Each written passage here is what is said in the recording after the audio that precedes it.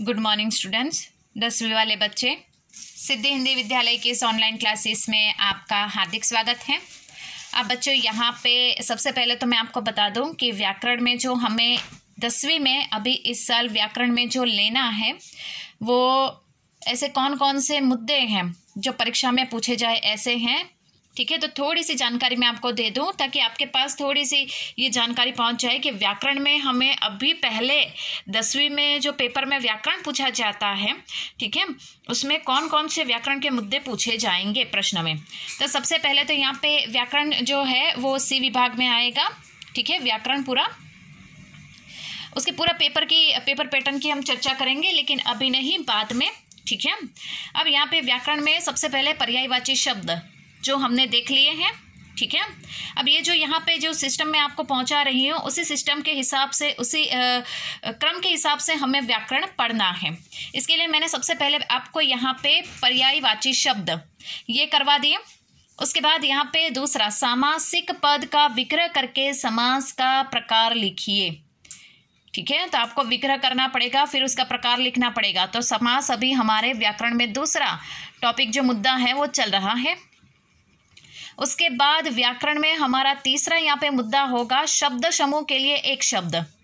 ठीक है, शब्द समूह के लिए एक शब्द। चौथा व्याकरण का हमारा मुद्दा है निपात ढूंढ कर लिखिए। ये हमें करने हैं, यहाँ शब्द समूह के लिए एक शब्द, निपात ढूंढ कर लिखिए। समुच्चय बोधक, क्रियापद या क्रिया विशेषण में से कोई एक पहचानने के लिए, अर्थात ये तीनों हम पढ़ेंगे, तीनों में से कोई एक, दो तीन पूछेंगे, उसमें से आपको कौन सा वो शब्द, कौन से वो वाक्य कौन से प्रकार का है, क्रियापद है, क्रिया विशेषण है, समुच्चय बोधक है। ठीक है, वो मैं आपको करवाऊंगी, यहाँ पे हम सीखेंगे। उसके बाद कहावत का अर्थ लिखिए, सिर्फ अर्थ ही लिखना है, वाक्य प्रयोग नहीं करना है, वो भी हम करेंगे। उसके बाद मुहावरे का अर्थ लिखिए, वाक्य प्रयोग कीजिए। तो मुहावरे का अर्थ लिखना है और वाक्य प्रयोग करना है। तो अभी के लिए हमें व्याकरण में इतना लेना है। ठीक है, थोड़े पाठ काव्य करेंगे उसके बाद व्याकरण में। तो व्याकरण में करीबन हमारे यहाँ मैं आपको अभी ही बता देती हूँ कि पर्यायवाची शब्द हो गए हैं, सामासिक पद का विग्रह कर समास के प्रकार पहचानिए चल रहा है, मतलब ये भी खत्म हो जाएगा। उसके बाद यहाँ पे हमारे यहाँ पे करीबन इतने मुद्दे बाकी बचे, 5। शब्द समूह के लिए एक शब्द, निपात, क्रियापद, समुच्चय बोधक, क्रिया विशेषण, कहावत के अर्थ और मुहावरे के अर्थ लिखकर वाक्य प्रयोग, ये हमारे रहे। तो थोड़े से पाठ काव्य पढ़ेंगे, उसके बाद व्याकरण लेंगे, वापस थोड़े पाठ और काव्य की शुरुआत करेंगे, फिर व्याकरण। तो इस तरह से हम व्याकरण खत्म करेंगे। ठीक है, इसके बाद यहाँ पे हमारा जो होमवर्क में मैंने आपको कुछ एक शब्द दिए थे, समस्त पद, याद आया कुछ? वो समस्त पद मैंने आपको दिए थे, वो समस्त पद यहाँ पे मैं उसका वीडियो भेज रही हूँ ताकि आपके पास वो जवाब पहुँच जाए। ठीक है, देखिए ये मैंने आपको होमवर्क में दिया था, आज और कल, और है मतलब द्वंद्व समास, त्रिभंगी, तीन भंगिमा ओ का समूह, भंगिमा यानी मुद्राएं। ठीक है, 3 मुद्राओं का समूह, संख्या है पहला पद, द्विगु समास। विद्याधन, विग्रह, विद्यारूपी धन, विद्यारूपी धन, कर्मधारय, विशेषण विशेष्य यहाँ पे ध्यान में रखना है। नील गाय, नील है जो गाय, गाय कैसी है? नीले रंग की, गाय की विशेषता दर्शाने वाला शब्द। कर्मधारय समास। पद्मासन, पद्म यानी कमल, कमल आसन है जिसका, किसका? सोचो, सरस्वती देवी का। तो यहाँ पे वो शब्द लिखो। दोनों पद के उपरांत कोई तीसरा पद महत्वपूर्ण होता है और वो बहुव्रीहि समास। बाकायदा, विग्रह करो कायदे के अनुसार। अव्ययी भाव समास। गुण दोष, गुण अथवा दोष, गुण या दोष, द्वंद्व समास। सपरिवार, परिवार के साथ, परिवार के साथ, अव्ययी भाव समास। नरसिंह, नर रूपी सिंह, नर रूपी सिंह, कर्मधारय समास। उसके बाद तिरंगा, तीन रंगों का समूह, तीन रंगों का समूह, द्विगु समास। मुख्य अध्यापक, मुख्य है जो अध्यापक, कर्मधारय समास।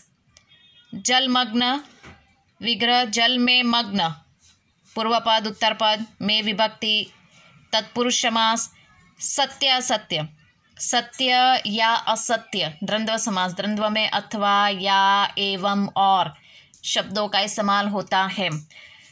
चंद्रशेखर, चंद्र है शिखर, जिस चंद्र है शिखर पर जिसके, चंद्रशेखर, चंद्र है शिखर पर जिसके, किसके माथे के ऊपर चंद्र विराजमान है, शिव जी। तो लिखो तीसरा पद शिव जी, किसमें आएगा, बहुव्रीहि समास।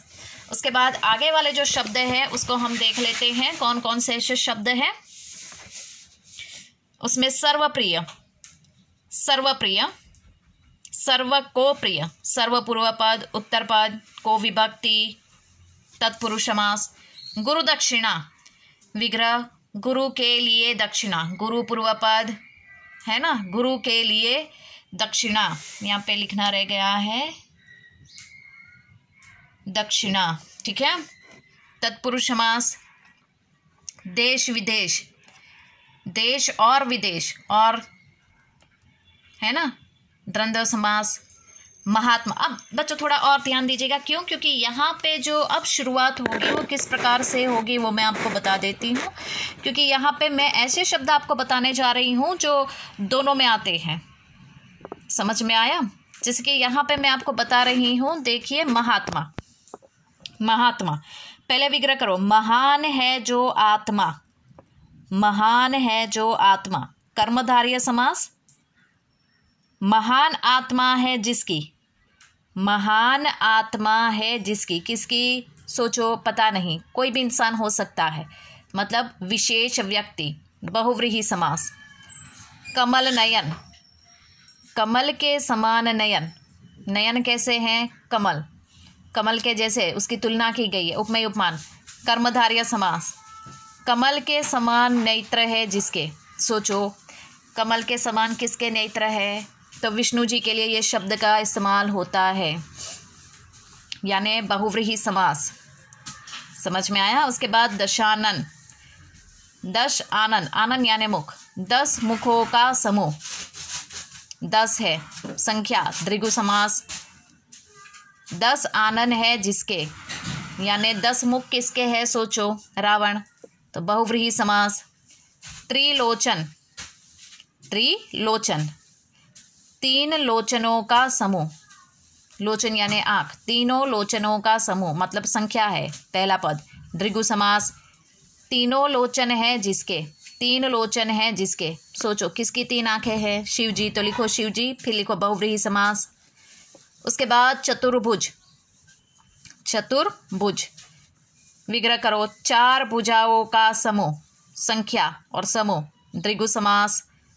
4 भुजाएं हैं जिसकी, अब सोचो जरा किसकी 4 भुजाएं यानी हाथ है, तो विष्णु जी, वो लिखो शब्द, फिर बहुव्रीहि समास। त्रिवेणी, विग्रह करो, 3 वेणियों का समूह, वेणी यानी नदी, 3 नदियों का समूह, संख्या है, समूह है, द्विगु समास। उसके बाद 3 वेणियों का संगम स्थल, विग्रह किया तो 3 नदियों का संगम स्थल, सोचो कहाँ पे 3 नदी मिलती है जहाँ पे उनका संगम स्थान होता है, ऐसा कौन सा संगम स्थान है जहाँ पे 3 नदी मिलती है, तो प्रयागराज। कौन सा, बहुव्रीहि समास। तो ये बच्चों ये थोड़ा लिखिएगा, लिखना है, होमवर्क में मैंने आपको दिया था, ठीक है, मैंने आपको ये यहाँ पे होमवर्क आपको करवा भी दिया है, ठीक है, तो आपको अपनी कॉपी में मेहरबानी करके लिख लेना है। और दूसरी एक बात मैं बताऊँ कि यहाँ पे थोड़ा अब लिखने का काम थोड़ा बढ़ाइएगा तो ही आपका काम चलेगा, ठीक है। तब तक के लिए यहाँ पे हमारा अब समास का यहाँ पे जो है पूरा मुद्दा व्याकरण का ख़त्म होता है, ठीक है। अब आगे से हम लोग कोई पाठ या काव्य की शुरुआत करेंगे, तब तक के लिए यहाँ पे रुकते हैं। Thank you.